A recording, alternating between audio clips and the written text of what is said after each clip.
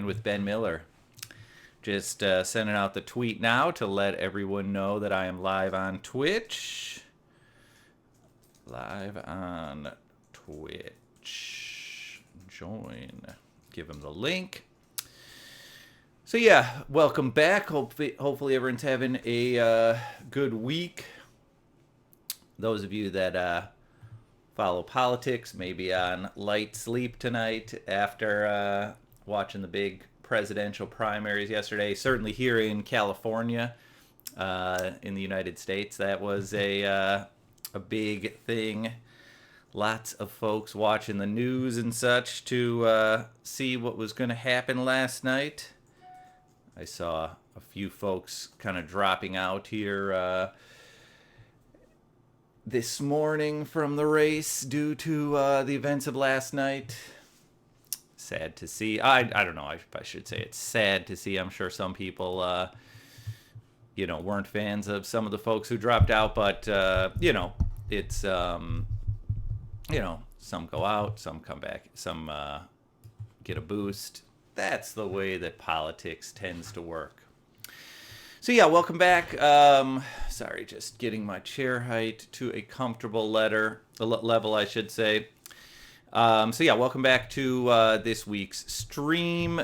This week we're gonna go into a little bit of a hardcore area.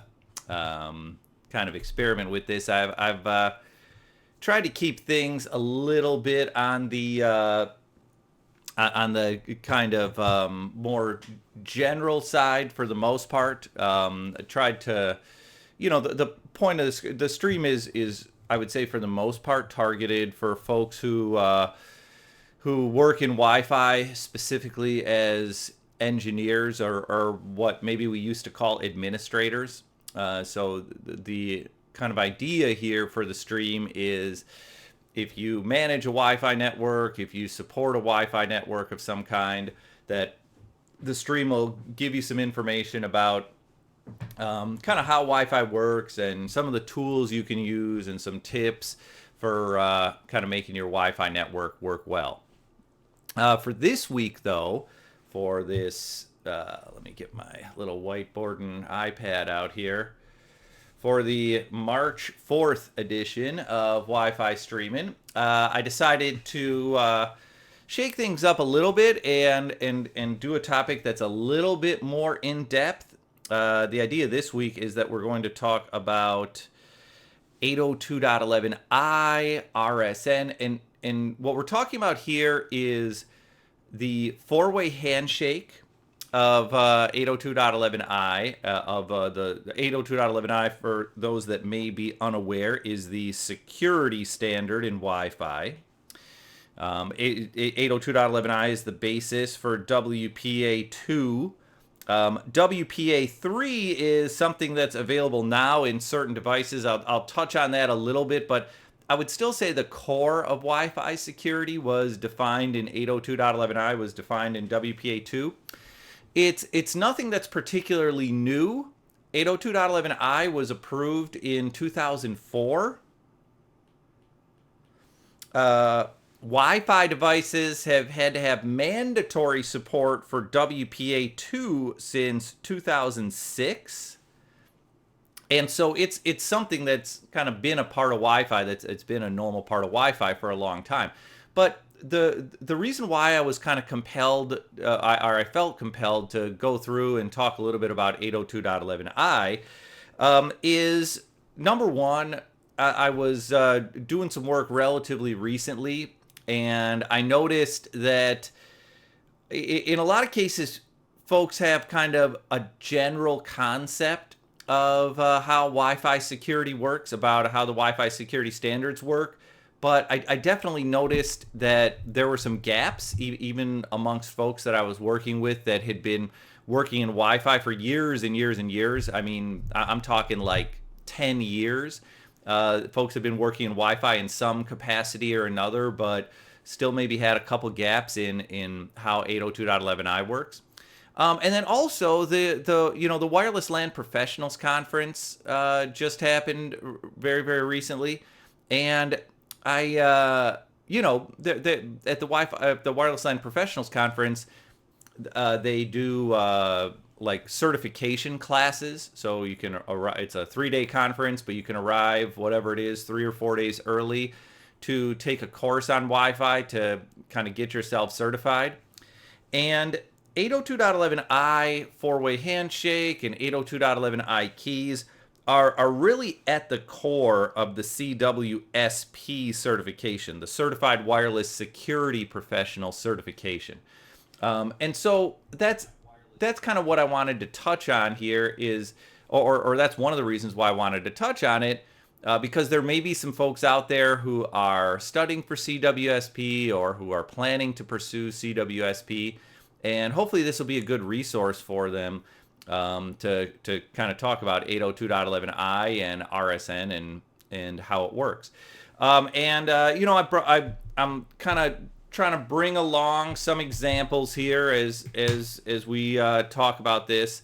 Let me show you guys some of the things that we're going to be looking at today.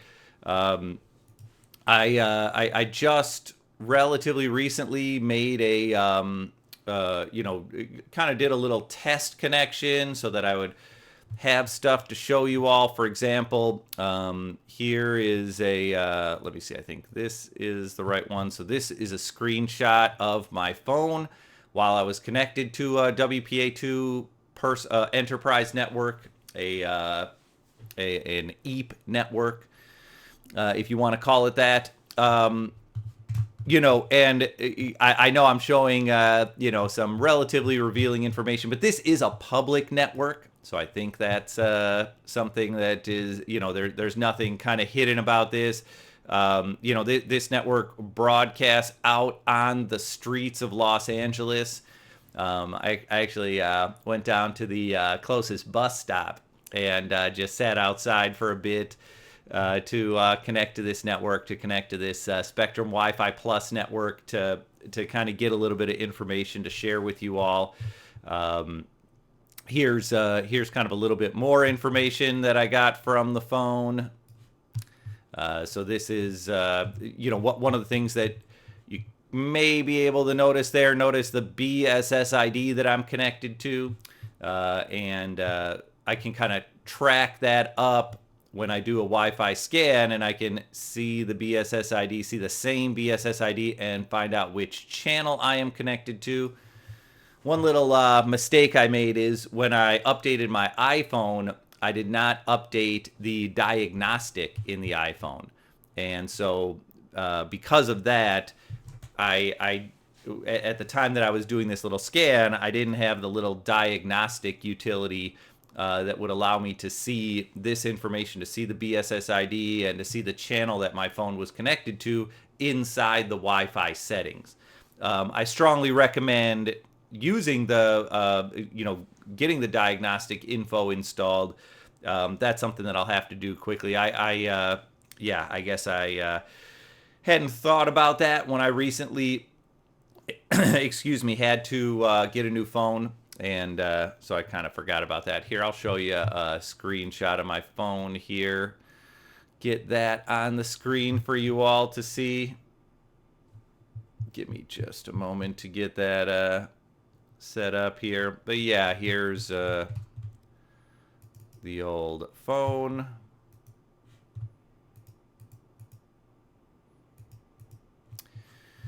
Yeah, so there's my phone. So if you have the diagnostic information installed, then when you go to your Wi-Fi settings, so you go to settings and Wi-Fi and you tap on the little information, there will be a little link there where you can click diagnostics and you can find out the BSSID you're connected to, the channel you're connected to. You can find out all sorts of good information about your Wi-Fi connection.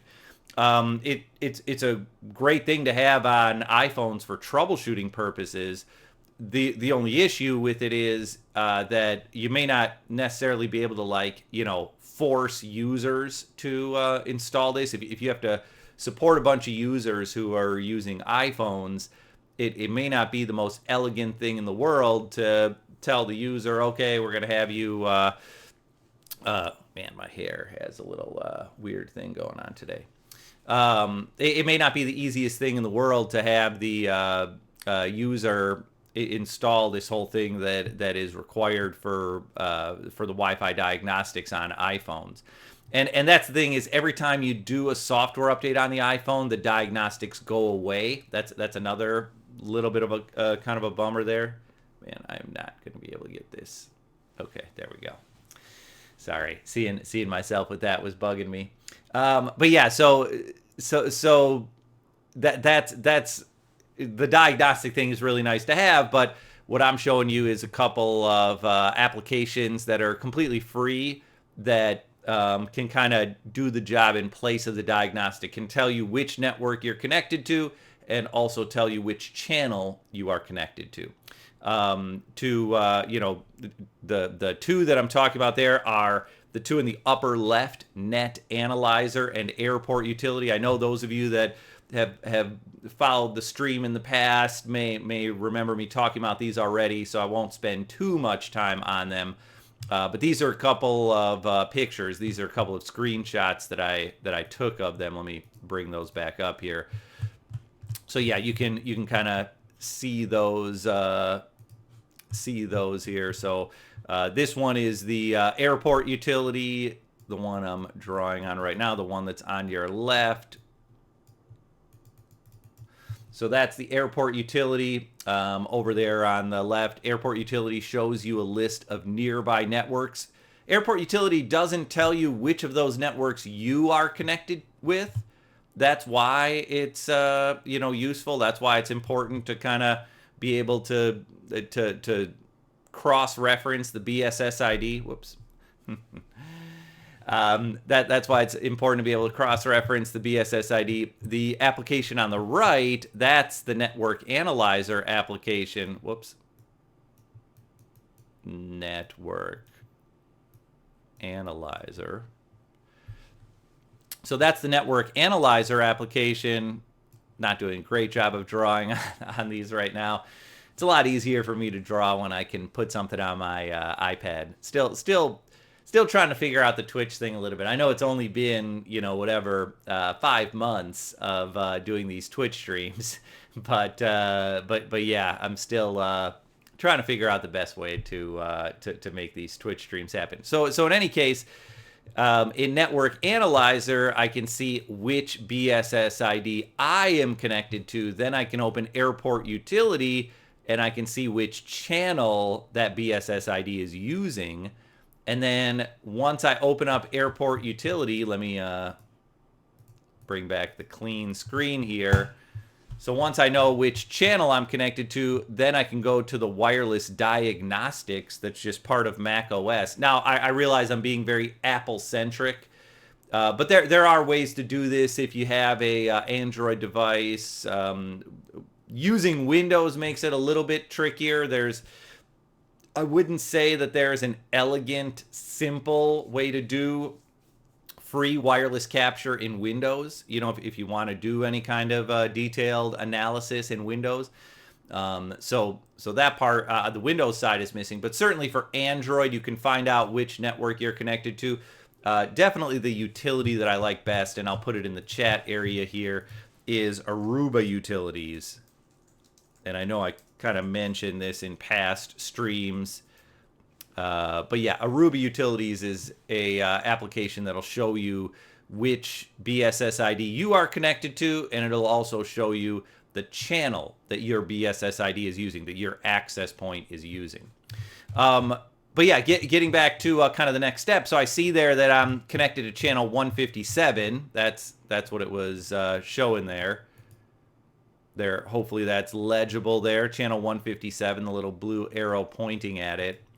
And then once I know I'm connected on channel 157, if you're using a Mac, you can hold down the Option key, the Alt key or the Option key, whatever you want to call it. If you hold down the Alt or the Option key when you click on your Wi-Fi settings, you'll have the option to do Open Wireless Diagnostics.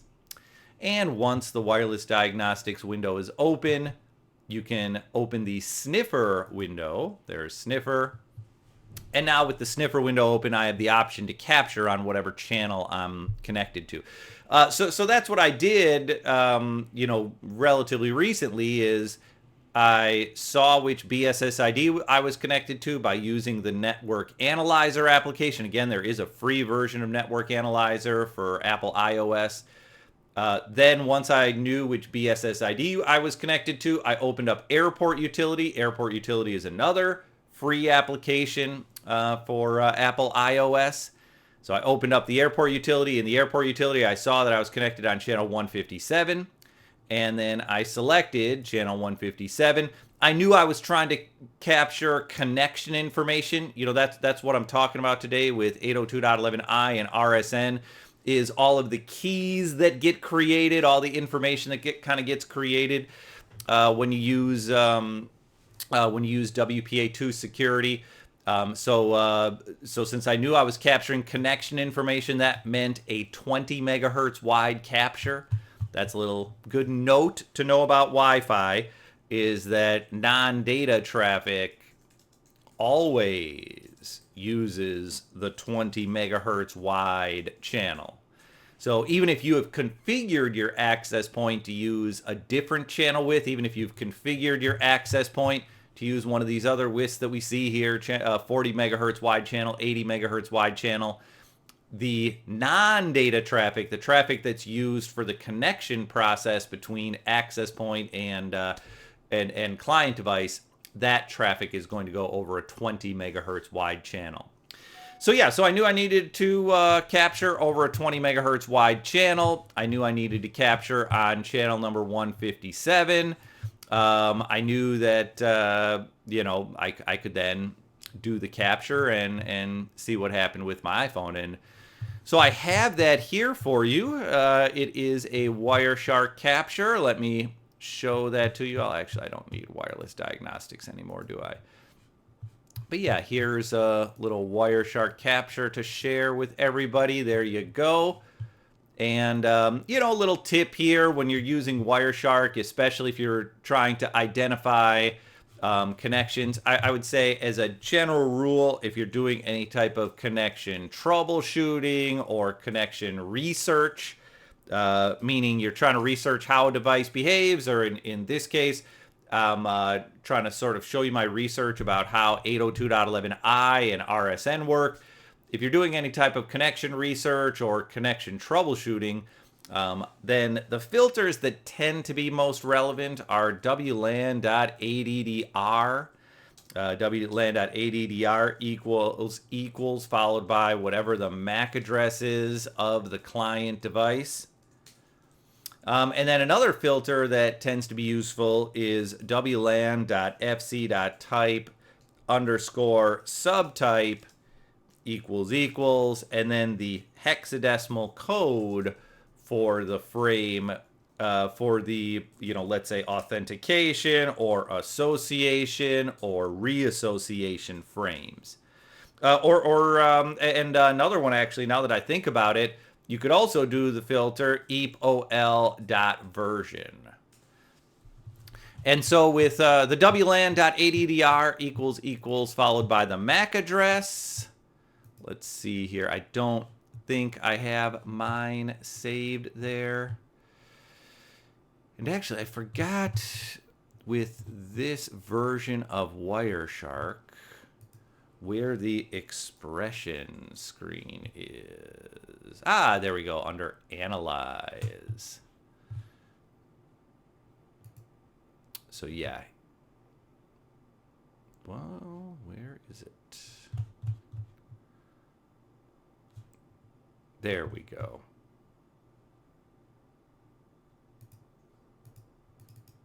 Give me just a moment. Ah, there we go. Get that on screen. So here's your list of filter expressions. So that'll show you all the possible filter expressions, and WLAN.ADDR shows you the exact filter. There's several other filters you can use. For example, you can use SA if you want to look for a source address. You can see it right up there. You can use TA if you would prefer a transmitter address. And I'll put this in the chat area just in case anyone who's watching wants to test their Wi-Fi knowledge. Does anyone know the difference between source address and transmitter address? You know, when, for example, if my phone is uploading a picture to Instagram, my phone is going to be both the source and the transmitter of that picture. However, if my phone is if I'm, scanning through, swiping through Instagram and I'm downloading a picture, my phone is not going to be both the destination and the receiver. Or actually, my phone would be both the destination and the receiver. But the source and the transmitter would be two different things, is what I should say there. So yeah, same thing there also for destination and receiver as well. I'll answer the question a little bit later on, but figure I'll post that as a little fun thing here. So yeah, in my case, I need to know the MAC address of my phone. Let's bring the phone back up here. There's my phone. So I go to settings. In an iPhone, you go to settings, general, about, to find the wireless MAC address of the phone. There you see the Wi-Fi MAC address of the phone. So now that I know that, I can go into Wireshark and, whoops. Sorry, give me just a minute here to get that out of the way. So yeah, now I can go into Wireshark, wlan.addr equals, type in that little MAC address. Sorry, I don't have it memorized here, 0D. Like I said, I had to get a new phone recently. Man, AppleCare is the best. I absolutely love AppleCare.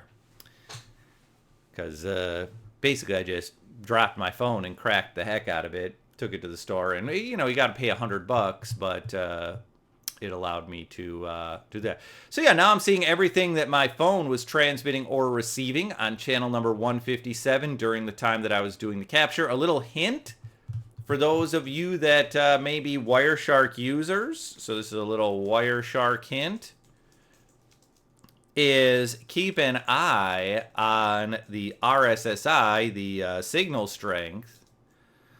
And the idea there, you keep an eye on the RSSI or the signal strength to easily see which party was sending or receiving.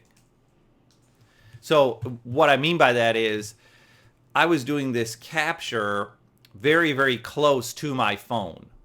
And so whenever I see an extremely high signal strength, for example, this one, actually, I don't know if it's showing up for you all the way I want it to. Give me just a moment here.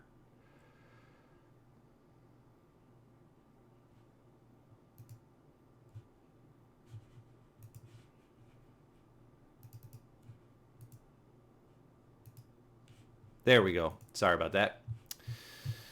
So yeah, if you look at the signal column, kind of towards the middle there, just to the right of info, just to the left of retry. If I look at the signal column, I see the signal negative 38 dBm. Negative 38 dBm is a very, very high Wi-Fi signal. It usually means that you're very, very close to whatever was transmitting at the time, if you have a signal strength that is that high. And so I see this little negative 38 dBm. That's an indication that it was something coming from my phone. The rest of the stuff that's in the negative 60s, negative 67, negative 72, that is all stuff that was being sent to my phone. So if the signal's a lot lower, that's because I wasn't capturing close to the access point that my phone was connected to. So it's like negative 41 dBm, that's my phone sending. Negative 71 dBm, that's the access point sending to my phone. So So you can kind of use the RSSI, you can use the signal strength to get an idea of which party was doing the sending. Now, getting back to the point of this stream of 802.11i and RSN, I don't really see, kind of what I'm looking for. I don't see the connection. I don't see the four-way handshake. I don't see the keys going back and forth. So there's a couple of different ways that you can handle that. I mentioned one thing you can do is you can search for one of the connection frames. You can search for the authentication or association or reassociation frames. So I will bring up that again, bring up that expression window. There we are. And actually, it's taken a second for it to come up here for me. Yeah, and so if I do wlan.fc.type, I guess we can kind of leave it there and then just search the rest of the way. I have the WLAN FC type underscore subtype. I have the equals equals, and then I can choose whatever frame I want to choose. The authentication is usually a nice catch-all because the authentication frame has to happen anytime there's a Wi-Fi connection. So if you want to see all Wi-Fi connections, you can look for authentication. If you want to see only initial connections, you can look for the association request or response. If you want to see only roaming connections, you can look for the reassociation request or response. Which leads me to another little Wireshark tip. I'll call this a hint again, or Wireshark tip. The Wireshark hint or the Wireshark tip is search for the association or reassociation type that will have the higher signal. That's kind of the tip there, is search for the one that's going to have the higher signal. And just in case I'm unclear on what that means, let me bring up the old whiteboard here for a moment. So yeah, my little welcome screen for the day. For those of you that are regulars, you've seen this many, many times. Beautiful Apple default keynote picture. For those of you that are new, that's not a picture of me. You can see that inside. I just love that picture. Such a nice expression of happiness and joy and such in that picture. But yeah, just real quickly, Ben Miller is the Twitter handle. Ben_sniff Wi-Fi is Twitch. My blog is sniffwifi.com. I haven't blogged in a little while. I keep on saying I'm going to do it, but have some blogs that I haven't finished yet. And then Ben_Miller at iCloud.com is the email address if you want to contact me. And definitely the best way to get in touch if you are interested in me doing work for you. I do work as a contractor, so if you do have any interest, I've taught a number of CWNA classes. I've done on-site consulting for post-installation, for pre-installation, done site surveying, done all sorts of different things. Technical writing, done marketing writing as well. All sorts of things within the wireless world. And as a contractor, you're sort of always looking for new work. So yeah, feel free to reach out if you have a need there. Now, getting back to what I was talking about here. So let's imagine here I have a situation where there's a wireless access point and there's some type of client device connected to it, and I want to do some type of troubleshooting on this connection that's happening, or I want to do some type of research on this connection that's happening. Maybe I just want to find out how devices behave. Maybe I want to learn more about the topic of the day, which is 802.11i and RSN. But the bottom line is I want to be able to capture this connection. If you do a Wireshark capture, even if you filter on the client device, you run the risk that you're still going to miss some packets. That's a big part of wireless capture, wireless analysis, is missed packets are just kind of part of the game. They're something that are not uncommon. They're something that definitely happen from time to time. And so to avoid missed packets, kind of the best way to avoid missed packets is to try to capture things that have a higher signal strength, a higher RSSI. If the transmitted frame has a higher signal strength, there's a much higher likelihood that you'll be able to successfully receive that frame. And so if you have your little capture device, whatever it is, in my case, I used a laptop for capture. You can also use, what I used was a laptop. You can use one of those little WLAN Pi devices, very cool device that not too expensive, that has gotten some popularity within the wireless LAN world. It's a little kind of single function device. I think I have. Yeah, there we go. This is, I believe, a little bit of an older version, but this is what the WLAN Pi looks like. So if you have one of those devices, you can plug in a USB adapter to do wireless capture. You might do wireless capture through an access point. You might do wireless capture through an intrusion detection systems sensor.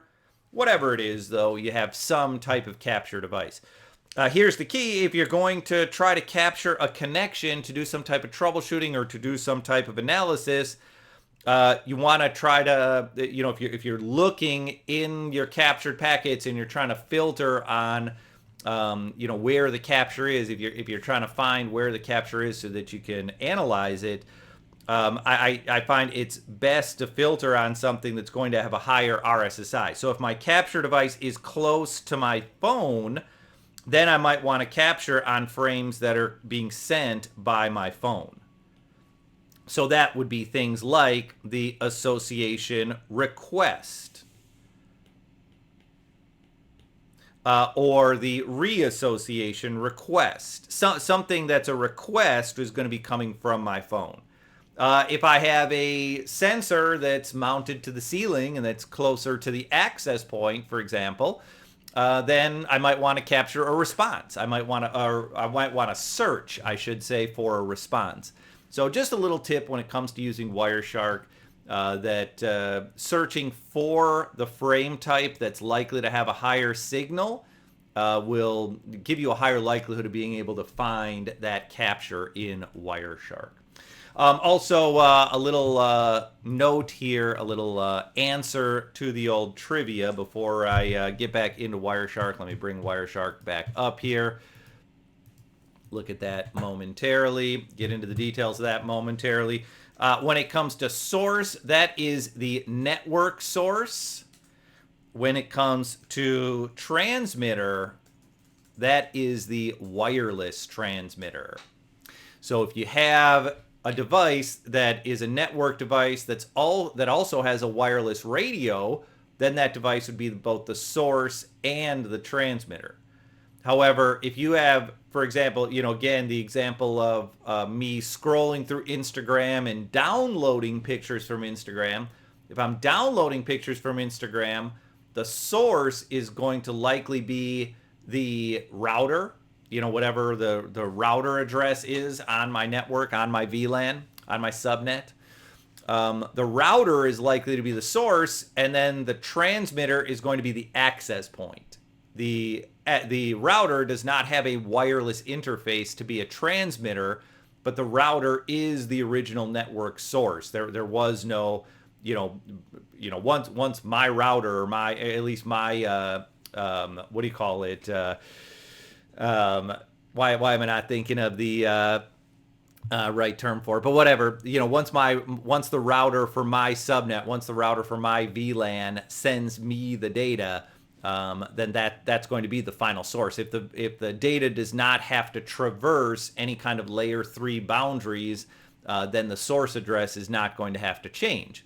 And so therefore that would be the source. So the point is the source and the transmitter can be the same address. They can be different addresses. It just depends on what exactly is happening on the network. Getting back to Wireshark here. So now I'm looking at Wireshark. So I see my, I see all of my data here. But if I want to, I could, add I could add some type of extra expression to my filter to kind of narrow things down a little bit more. And so what I'll do is I'll add authentication. I'll search for authentication because authentication frames, whoops, I forgot the little and.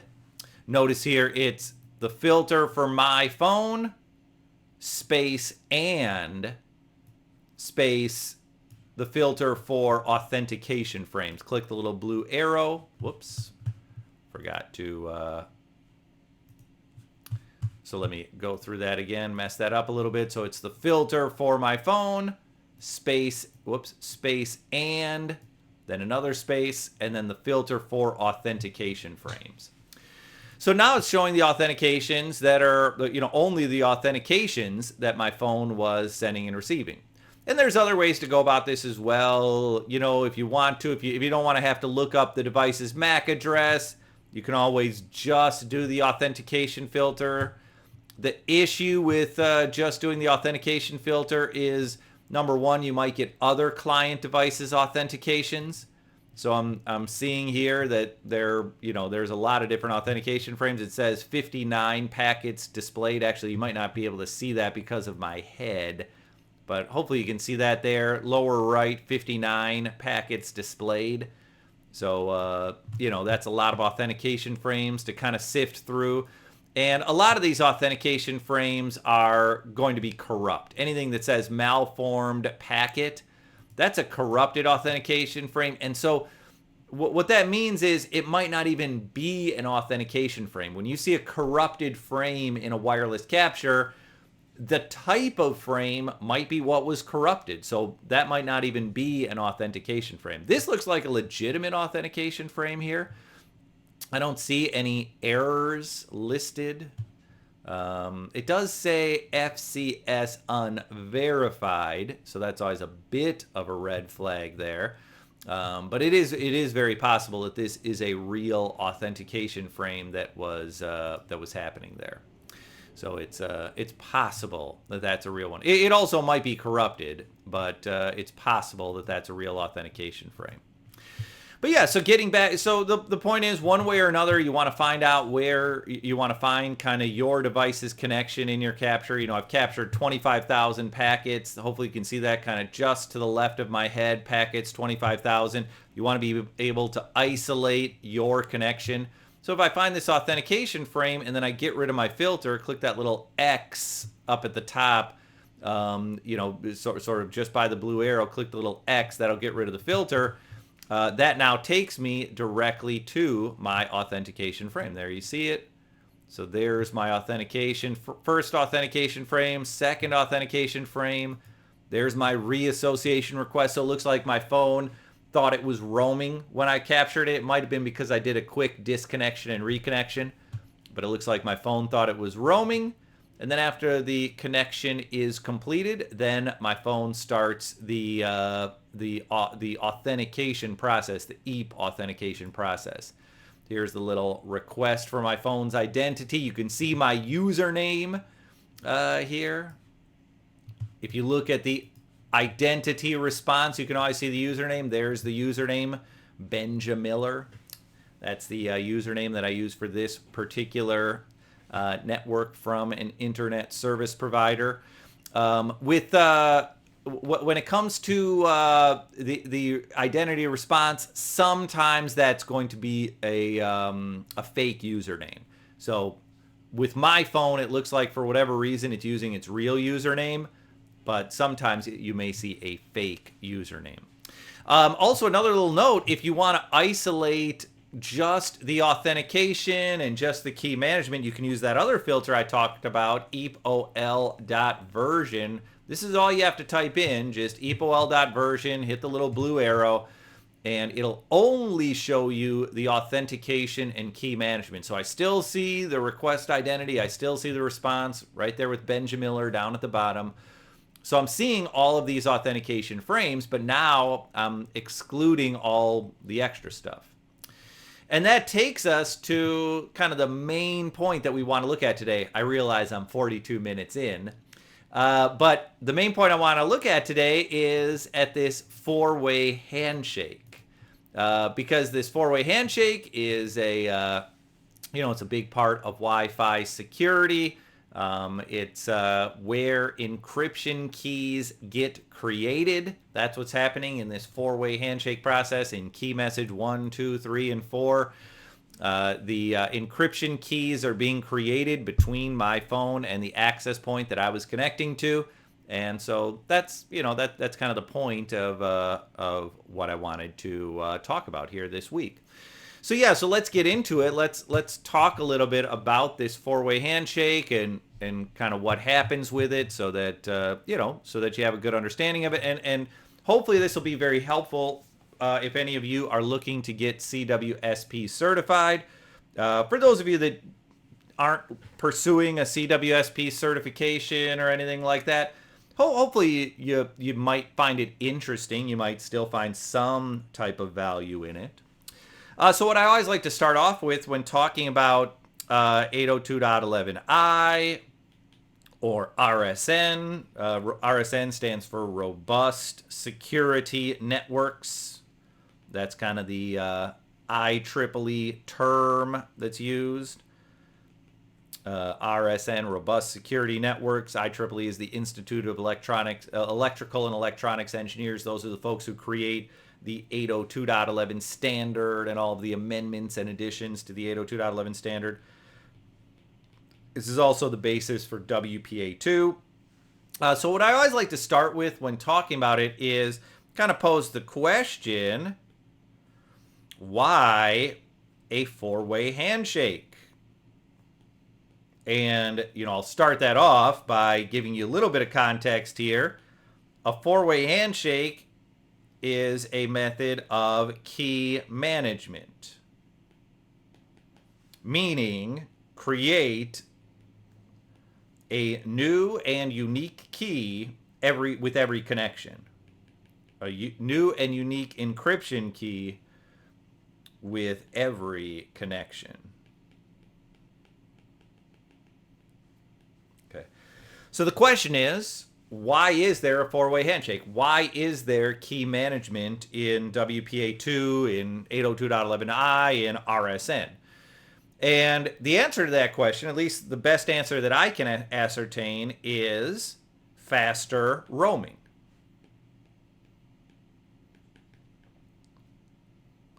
So, let's think a little bit about roaming and security. Let's imagine that I have my big box retailer, and so here's my ceiling. Here's some poles with little APs coming down from the ceiling. And here's the shelving as I walk down an aisle. So, whatever. Here I might see some, towels on the shelf. Here I might see some shower curtains. Here I might see some little soap dispensers. Whatever, here I am walking down the aisle. So I'm walking down the aisle. Let's say doing inventory at the end of the month or at the end of the quarter, end of the year, whatever it is. I'm doing inventory, so I want to walk down this aisle. I want to remain connected to Wi-Fi. And so my little barcode scanner that I am using here, there's my little barcode scanner, my little client device. I need that client device to initially connect to one AP, and then to eventually connect to the next AP, and then to eventually connect to the next AP as I walk down this row of household items at my big box retailer. Well, I don't know if you'd call it a big box retailer, but at my, home products retailer, my department store. So I need to stay connected as I'm walking down. Here's the issue with staying connected and security. I do my EAP authentication, to a Radius server that is somewhere in this enterprise. There's going to be these messages that go back and forth between my Radius server and my client device. I do this EAP authentication between my Radius server and my client device to connect to this first AP. But then, as I need to connect to my second AP, How does this AP know that I am a valid device? That is the fundamental question. And the answer to that the IEEE, or basically folks who are in Wi-Fi, came up with is to essentially make it so that the client device could store something on it that would prove that the client device has already connected once and already authenticated once, so that new access points would not force the client to re-authenticate again. That's kind of the whole idea here. The whole idea here is to store something. When my little Wi-Fi device stores something, this something that it's storing proves that the EAP authentication happened, proves that this Wi-Fi device is a valid device, proves that this device belongs on the network. And so that way the device doesn't have to re-authenticate. That way the device can use this something and make a new connection, make a connection to a new access point without having to touch the Radius server. The way I always like to look at it is it's somewhat similar to the concept of web cookies. If you're familiar with web cookies. With web cookies, I, let's say, log into my email service. I put in my username and password and everything. But then if I allow my phone or my device to store a cookie, then the next time I go to that website, the next time I go check my email or whatever, then my device does not have to do its full authentication. I don't have to re-enter my username and password. The cookie that's on my device proves that I've already connected to that service, to that email service or whatever service that I need to log into. Nowadays, cookies have gotten a very bad reputation. It's viewed as kind of a privacy problem. There's a lot of kind of privacy advocates out there who want to restrict the use of cookies. There was a big law that passed. I forget exactly what it was called, like GDPR or something like that. I know it's a law for the United Kingdom. There might be a similar law that's also in place for the rest of Europe, making it so that people have to approve of using cookies before the website can store cookies. So you may have noticed when you're surfing on certain websites, you'll see this like gigantic warning that comes up. Sometimes it's not a gigantic warning, but a warning of some type that'll come up usually at the bottom of the screen saying, there's a law that requires us to ask you for permission to store cookies. Click OK to proceed and allow your cookies to be stored. So cookies have kind of gotten a little bit of a bad reputation, but in the Wi-Fi world, this is sort of analogous to cookies. It's something that's being stored just like a cookie. It's something that proves that you have previously authenticated just like a cookie. I guess the big difference is with web cookies, the cookie also tends to be used to track you to third-party locations. So it's not just, well, I authenticated to Gmail and I have this Gmail cookie, and now when I go to, let's say, CNN.com, the Gmail cookie is no longer used. It's like the Gmail cookie will record that I went to CNN.com, and then the Gmail cookie will record that I went to Facebook or whatever place it is. I think that's the part that, some privacy advocates take issue with. Look, I don't want to, get on a soapbox or anything, but I certainly wouldn't be opposed to just banning that practice, just banning third-party cookies, period, and just saying, if you want to store a cookie for Gmail, fine, but Gmail is simply not allowed to carry any information beyond what's on beyond what's relative, what's part of Gmail that you don't. Now, I'm sure there's a lot of people that would disagree with that. It would totally eliminate the option, for example, to do the little like login with Facebook that people kind of love, make your logins easier. So it's a complicated issue. In any case, that's kind of a side note here. That's a non sequitur. Getting back to 802.11i and RSN, the reason for it is to make it so there's something that can be stored on the client device that can prove that I once did an EAP authentication. And that something is called a PMK, or pairwise master key. So the PMK, or pairwise master key, is this little thing that is stored on the access point and on the client device. And it's something that sort of is used to prove that an EAP authentication happened, that EAP auth was successful.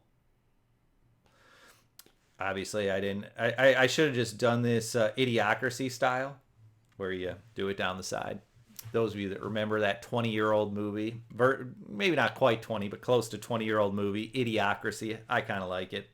It's by the same creator of Silicon Valley. Silicon Valley is another TV show that I find amusing.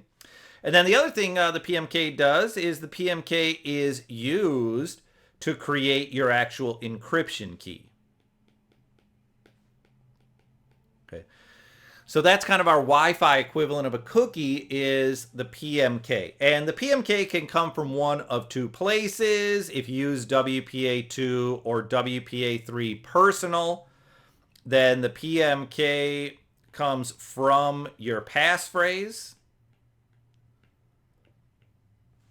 So there's this whole algorithm where the passphrase and a couple of other factors are put together through an algorithm to produce this PMK value. This PMK value is a 256-bit value. And so if you're using WPA2 personal, the PMK is going to essentially be derived from your passphrase. If you are using WPA2 enterprise, then the PMK is the MSK, or master session key.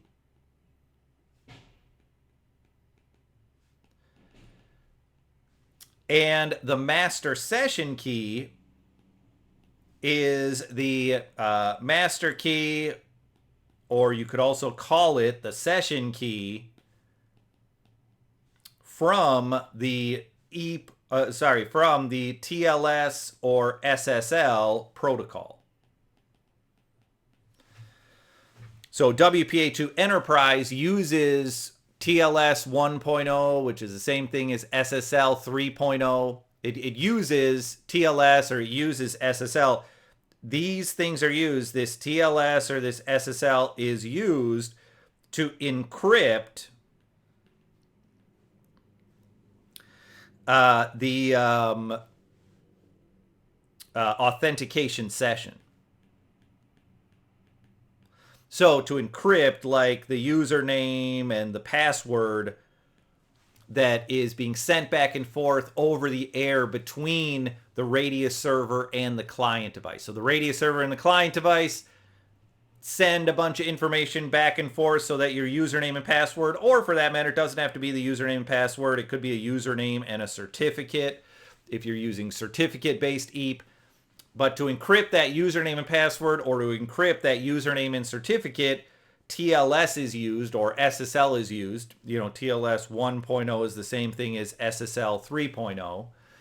So TLS or SSL is used to encrypt your username and password. Then that same master key or session key, master key is the term used for TLS, session key is the term used for SSL. So whatever you want to call it, that same key that is used to encrypt data, sorry, not to encrypt data, but used to encrypt your username and password, that same key is then called the master session key. And the way that modern Wi-Fi devices work is that that master session key is your PMK. Actually, if I remember it correctly, I may be, you know, kind of, my memory's a little bit hazy on it, but it might be that, like, part of the MSK is the PMK, if I'm remembering that correctly. It's either that the whole MSK is the PMK, or it's part of the MSK is the PMK. one of those two things is the case. But the bottom line is this PMK, this thing that's sort of the Wi-Fi equivalent of the certificate, this thing that's stored on the AP that proves that you've done EAP, the thing that's used to create encryption keys, that PMK just comes from the EAP process. That's the key, from the EAP process. So the PMK either comes from your passphrase if you're using WPA2 Personal, or it comes from the EAP process if you're using WPA2 Enterprise. All right, so let's assume that my client has this PMK. Real quickly, to go back to my Wireshark capture, just to illustrate this a little bit further. So here's my Wireshark capture again. The access point says, "Who are you?" with request identity. I say, "I'm Benja Miller" with response identity. That response identity is sent to the Radius server. So now the Radius server, now the EAP authentication can kind of start. So the Radius server gets that response identity.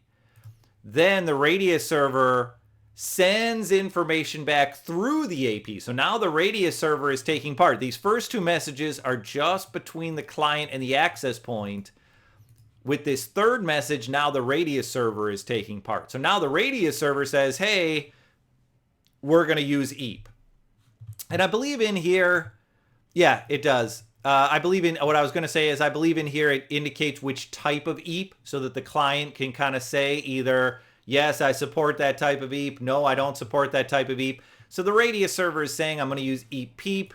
The client is saying, "Okay, I'm going to use EAP PEEP." Now, here's the key part. And if you look at Wireshark, notice the length field. If you look at the length field, notice how there's some frames that are a little bit larger, okay? The large frames are the SSL or TLS certificates going back and forth, not the keys. Remember, I was talking about like the master key, the session key, not the key going back and forth, but the certificates going back. Well, I should say, at first it's a certificate, and then later on there's a key that goes back and that will get sent. This one here that's slightly smaller. Whoops. Sorry, I'm messing up here. This one here that's slightly smaller. If you look under the length field, second column from the right, 419 bytes. That's the key. Okay, that's that master key or session key. Notice here it's encrypted. You can't see exactly what it is. It's an encrypted message, 64 bytes in length. So 64 bytes, I believe, is 256 bits. Am I messing that up? No. 64 bytes is 512 bits. So it must be half of that key. It must be like either the first half or the second half of the session key is the PMK. Referencing the stuff that I was talking about just a moment ago. So yeah, this large stuff is the certificate. So there's this exchange of certificates. Looks like the certificate failed on its first attempt. Notice in the retry column, it says frame is being, that's short for frame is being retransmitted. So that's just the same frame being sent a second time. So there's this certificate sent. Certificate had to get sent again. Then it looks like the access point sends another piece of the certificate. I'm guessing that's probably another piece of the certificate. Access point sending another piece of the certificate. So these three things are probably just all pieces of one big certificate. The 1347, 1347, 1326, most likely those are all just pieces of one big certificate. And after that certificate is sent to the client, then you can see the client. Notice the source. If you look second column from the left, source is an Apple device. That means it's a client device. Also, you can see by the signal strength. Notice in the middle signal column says -31. That means it's coming from my phone. Again, I was doing my capture very close to my phone. So that's the key. There you go. These 64 bits. I can see the encrypted version. If I want to view the actual packet bytes, There you go. If you want to see the actual packet bytes, there it is. Whoops, length 64. There we go. So yeah, I believe it would be, yes, it would be that. So this right here, those 64 bytes, that is the encrypted version of my master key or session key. Half of that, 32 bytes, I believe 32 bytes is 256 bits. Yeah, that's right. So half of that, and I can't remember if it's the first half or the second half of it, is my PMK. So either the first half or the second half of the master session key is the PMK. So yeah, so that's where my and that's being sent to my access point. It's being forwarded onto the radius server, but my access point is getting that information. So here the access point is getting this. Well, actually, the access point wouldn't be seeing this information. The access point would have to get that key later from the radius server when it's unencrypted. But that's the key, and that's the PMK. That's the key. And that PMK, that wireless equivalent of a cookie, that's what's used for this four-way handshake. So that's kind of what's happening when you use WPA2 Enterprise. When you use WPA2 with a radius server, WPA2 with EAP, that's what's happening, is that setup. And for those of you that may be less familiar with SSL, just to real quickly go through SSL so that hopefully it makes sense what I was talking about with the whole server and everything like that. The way it basically happens with SSL is you have a server. In my case, it would be your radius server that you are using for EAP authentication. You're going to have a client device. You're going to have an SSL client. In my case, that was my little smartphone here. And the idea with SSL is the radius server sends over a certificate. Here's my little drawing of a certificate. This little certificate is sent over to the client device.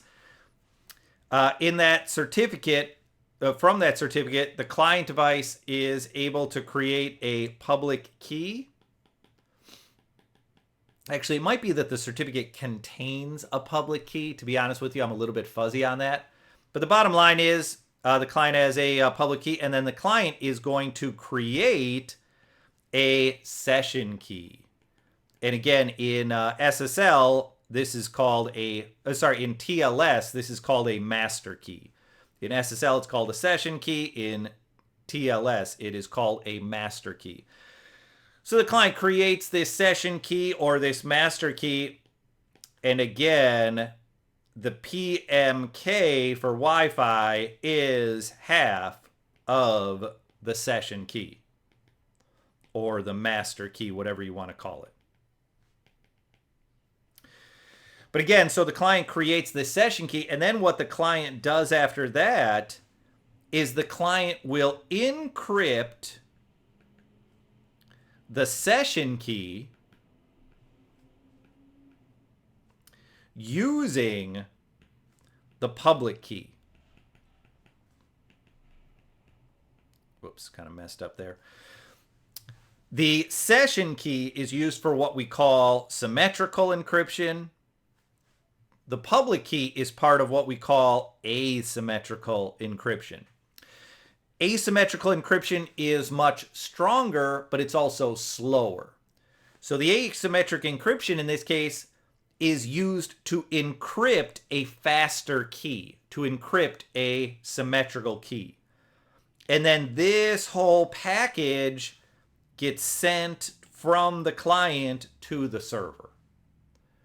So that session key gets sent from the client to the server. The session key is encrypted by the public key, and the server has a private key that's used for asymmetrical encryption.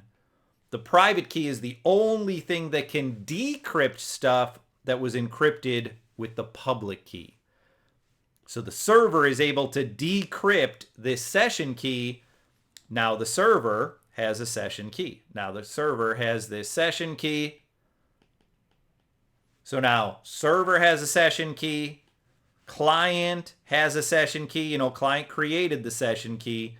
So now the client and the server can exchange data, and the data exchange between the client and server will be encrypted using the session key or the master key. If you want to use the TLS terminology, it would be called the master key. If you want to use the SSL terminology, it would be called the session key. So that's kind of how SSL is set up, and that's something that's used in EAP. What's happening with EAP, the only kind of difference with EAP is what I am calling data.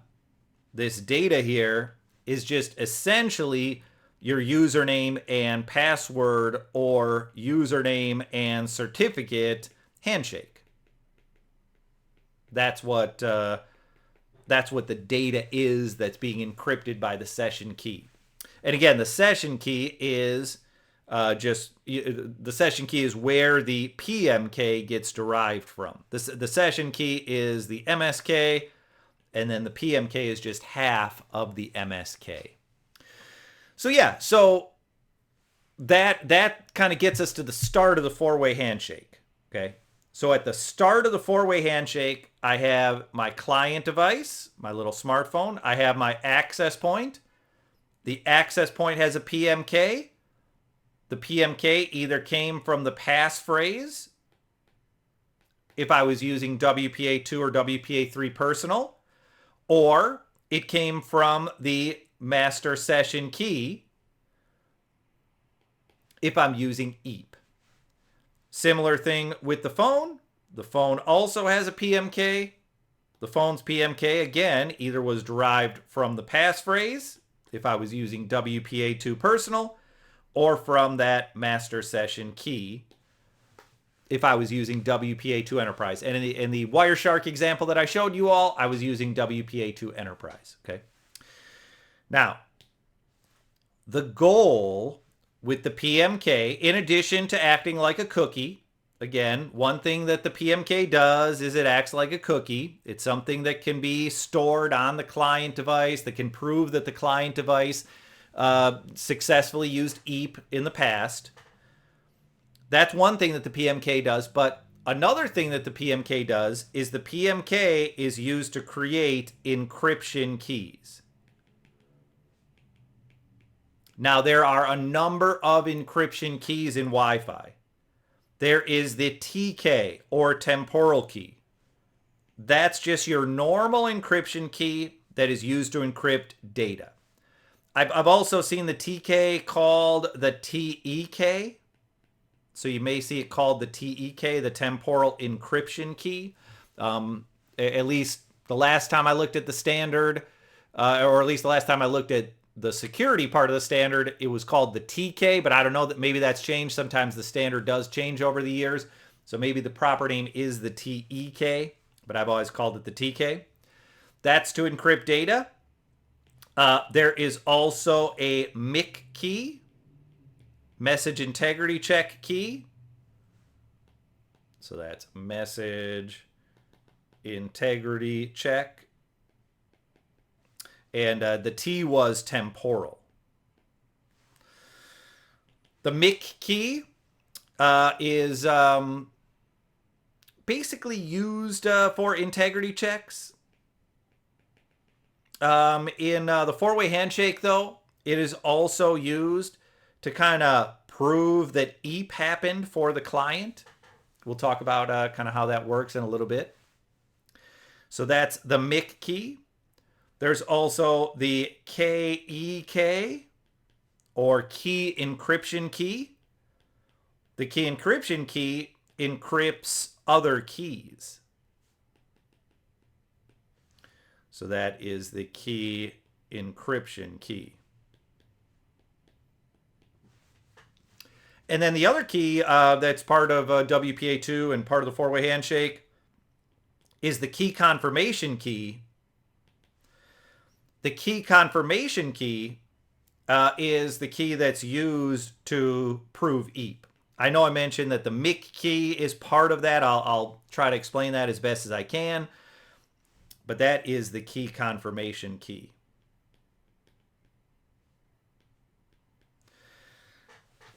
So from this PMK, we have to create the temporal key, the key encryption key, the key confirmation key. The MIC key gets created in a little bit of a separate way.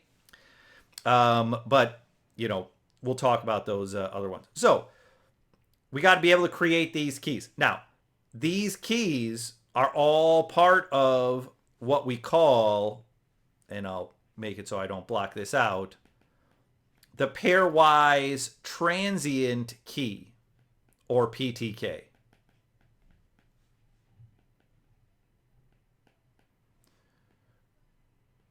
PTK. So the combination of the temporal key, the key encryption key, the key confirmation key, I forget about the MIC key, if the MIC key is technically part of the PTK or if it's separate. But those three keys for sure, the temporal key, the key encryption key, and the key confirmation key, they are all part of the pairwise transient key.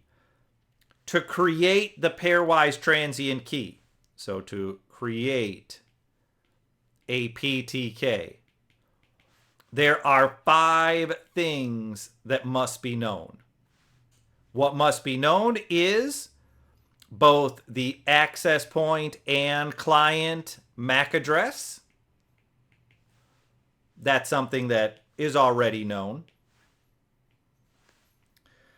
Also, what must be known is the PMK. That's another thing that is known. But then 2 other things. So this is 1, 2, 3. There's a total of 5.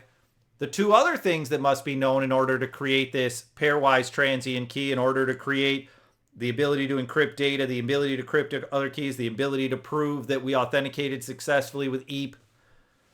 The other thing that's, the other 2 things I should say that are necessary are AP and client nonces. A nonce is a little one-time value, and it is based on a timestamp. And the key thing about being based on a timestamp is there is no offline hacking of it. By basing it on a timestamp, you make it so that even if someone knows the algorithm for how to create a nonce, someone will not be able to perfectly to know the nonce or calculate the nonce, because nobody can know a device's precise timestamp. Okay? No matter how skilled the hacker is not going to know the exact moment's timestamp at which my iPhone decides to create a nonce. It's totally up to my iPhone to create the client device's nonce. It's totally up to the access point to create the access point's nonce. And so there's no way for a third-party device, there's no way for a hacker to kind of guess and say, okay, at 11:16 a.m. and 13.56734 seconds, that's when the nonce will be created. There's just no way to predict the precise time that a nonce will be created. And so it's something that cannot be hacked offline. The issue, though, with the nonce is that one of the nonces is known, the other nonce is not known. If I look at it from the client's perspective, the client knows its own MAC address, knows the access point's MAC address, knows its own MAC address, knows the PMK. It got the PMK either from the passphrase with WPA2 Personal or from the MSK with WPA2 Enterprise from the whole SSL connection. The client device knows its own nonce. It can create its own nonce based on its own timestamp, but it doesn't know the access point's nonce. Similar thing from the access point's perspective. It knows everything except the client's nonce. And so the first 2 steps of the 4-way handshake are just an exchange of nonces so that the PTK can be created. Four-way handshake step 1 is the access point sends something, the access point sends something to the client. It includes the access point's nonce, called the A nonce, if you're curious about the technical part of it. Okay. I believe the access point also might send something related to the MIC for creation of the MIC key. That part I always forget. And then in step 2, it will be the client sending to the access point and the client's nonce, what's called the S nonce. That is the client's nonce. That will be sent to the access point. So from the client to the access point. But in addition, there will be a MIC of the KCK sent from the client device to the access point. And it is the MIC of the KCK that is used to prove EAP. So this is the fast roaming part of it. Instead of the client device that's roaming to that second access point in my retail location, in my department store that has, the shower curtains and the towels and the soap dispensers, instead of my little barcode scanner that I use for inventory having to connect to a new AP and do a whole new EAP authentication to and from my Radius server, instead of that having to happen, my client device skips EAP. My client device says, I already have a PMK, and my client device goes straight to the four-way handshake. So there will be no EAP when roaming. So now my device goes straight to the four-way handshake. It receives the access points nonce. By receiving the access points nonce, my client device, my client device is able to create this PTK. So once it receives the access points nonce, the client device can create that PTK. And once that client device creates that PTK, then my client device has the key confirmation key. My client device sends a MIC of the key. Got to be secure. You don't want to send the actual key and allow a hacker to see it going through the air and potentially learn something, that you don't want the hacker to know. Instead, a MIC, a message integrity check, a little integrity check of the key confirmation key is sent to the access point. So now what the access point is able to do, the access point number 1 is able to create a PTK. The access point is also now seeing that the client did EAP. The access point now accepts the client. Then we get step 3. Step 3 is another one coming from the AP to the client. The AP sends something called the GTK, which is the encryption key for broadcast and multicast data. The access point also sends its MIC of the KCK. And then the fourth message, to be honest with you, I've always been a little bit hazy on what that one entails. I believe that one gives like some type of GK install confirmation message, just confirming that the client now knows the broadcast and multicast encryption key. The reason why the access point sends the broadcast multicast encryption key to the client rather than doing a handshake is because every client that's connected to the access point has to have the same broadcast or multicast encryption key. If the access point needs to send a broadcast, the access point's not going to send it once for each client. The access point's going to send it once into the air and have each client hear it that one time. So therefore, every client has to know the same broadcast or multicast encryption key. So yeah, if you're going to take the CWSP exam, you want to know all of this. If you're going to take the CWSP exam, you want to know where the PMK comes from. derived from the passphrase if you're using WPA2 Personal, from the MSK if you're using WPA2 Enterprise. Do I still have the SSL thing up here? Yeah. And then I don't know if the CWNP, if the CWSP, I should say, exam gets that deep into it, but knowing that the MSK is this session key, that is the MSK, and that the PMK is half of that MSK. I forget if it's the first half or the second half, but the PMK is half of that session key. That's another thing to know for the exam. You want to know that the goal of the four-way handshake is to create the PTK. You want to know that the PTK includes the TK, temporal key, or possibly TEK, which is used to encrypt data. You want to know that the PTK includes the key EK, which is used to encrypt other keys. For example, the GTK is encrypted with the key encryption key. So the GTK is encrypted when it's sent over the air. It's encrypted with the key encryption key. And you want to know that the key confirmation key is also part of the PTK. And the key confirmation key is used to prove that a device belongs, that a device is already correctly authenticated. And then you also want to know what it takes to create a PTK, that it takes the access point's MAC address and the client's MAC address. The client is called a supplicant in EAP parlance. That's why this is the S-nonce, because the client is known as the supplicant. So for the CWSP exam, you'd want to know that the access point's MAC address, the supplicant's MAC address, the PMK, the access point's nonce, and the supplicant's nonce are all necessary to be able to create the PMK. The access point is technically called the authenticator.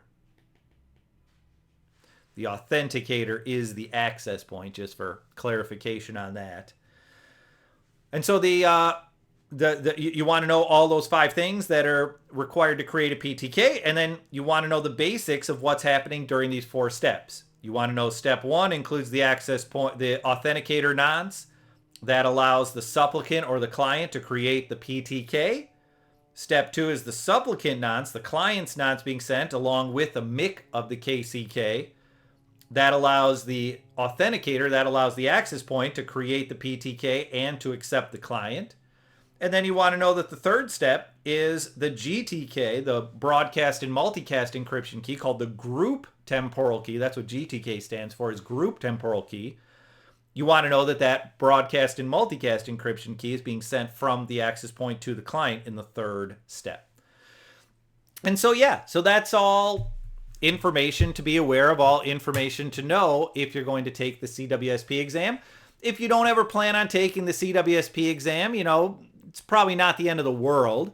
I do recommend it. I think the CWNP exams are valuable. It's just the study time alone, learning this stuff, even though it may not seem like it matches up quite with your sort of day-to-day job. I still find there are times when knowing the material from the CWSP exam or some of the other CWNP exams really helps you understand kind of tricky things. For example, one of the things I always like to point out, you may remember this from a couple years back, there was this thing called crack that was supposedly proving that WPA2 and possibly even parts of WPA3 are vulnerable. If you knew all of this stuff, if you know how the whole handshake works and everything that happens with these keys and these nonces and everything like that, you would have known that it is not vulnerable in the real world. And so I remember when this crack thing was kind of released as a white paper, that there was kind of this mild panic. I had old clients calling me up saying, Ben, I need to get my controller code updated. We got to make sure the crack isn't a big problem at our hospital and such. And I get it. If your boss says you got to get your controller code updated, you got to get your controller code updated. But for some folks, I kind of broke it down for them and I said, look, here's how the whole process works of these keys being negotiated. Crack is kind of telling you that a third party can come in and learn the key, but a third party can't come in and learn the key in a way that gives them any information more than just a man-in-the-middle attack. This is no different than a man-in-the-middle attack. That's the only way that this crack thing can get any information. And when I say man-in-the-middle attack, what I mean by that is, as long as the client device and the real, this is sort of my real enterprise access point, as long as this connection remains intact, there is no vulnerability. Okay. Where there could be a vulnerability is if someone sets up a fake AP, so an AP running on a Wi-Fi Pineapple or running on some other machine, and if they cause the client device to connect to the fake AP. Now, that's been a known issue for Wi-Fi forever. Back since the start of Wi-Fi. I remember when I was first learning about Wi-Fi in 2003, that was one of the things that was discussed, is use security, have a strong key to prevent man-in-the-middle. And that's the only way where crack is an actual vulnerability, is if someone's able to do that to get your client device to connect to that fake AP. So I would not call crack a real vulnerability, but if you didn't understand this information that we went through over the course of the day and how these keys are negotiated, you might have seen the press releases about crack, or you might have seen publications write about crack or talk about crack, and you might have said, gosh, it's a big problem. We need to upgrade all of our controller code. So that's just an example of what I'm talking about, where even if you don't do this stuff day to day, if you learn this stuff, if you go through and you take the CWSP exam, then if some new problem gets revealed, if some new hack gets publicized, you can kind of fall back on your knowledge that you have, and you can kind of say to yourself, is this hack a real problem, or is this something where, good for the writers of the white paper that they got a bunch of speaking engagements and a book deal, but it doesn't affect real world networks. It's not something that's affecting, that I need to react to. It's just, it's a cute thing if you go to some hackers conference, right? Now someone got a paid speaking gig, or someone got a book deal to write about, this type of stuff, even though it doesn't affect the real world. So that's, that's why I find a lot of value in these things. I'm at the 90-minute mark, so I think I'm going to wrap it up for today. Hopefully this was useful. I know it's a bit of an esoteric topic. I'm trying to make most of these streams about things that are maybe a little bit more relevant on a day-to-day basis, not so much of going into Wireshark. And I just wanted to wrap it up by showing you some of the stuff you can see here. So in that first, let's bring up these messages. In that first message, you can see there the nonce, that's the access points nonce, the A nonce being sent.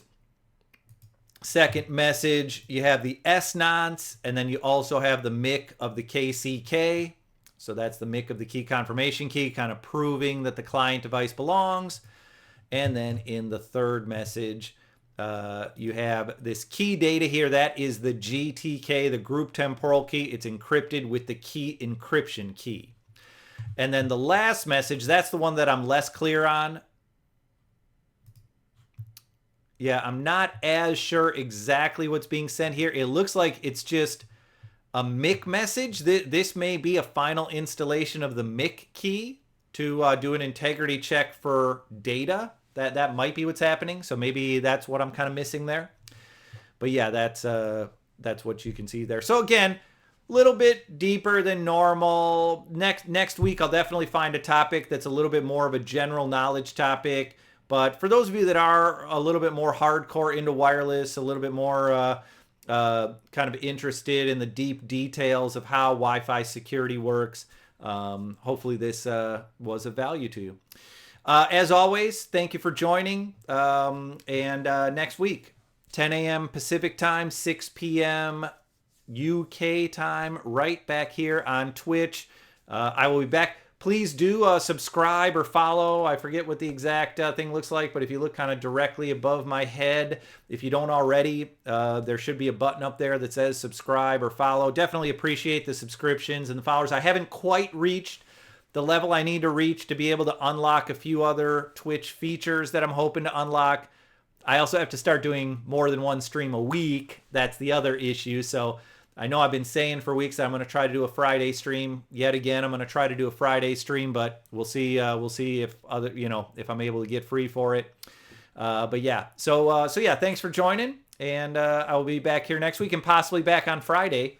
So please do subscribe and check me out on Twitter as well if you want to follow me there. Have a good one, everybody.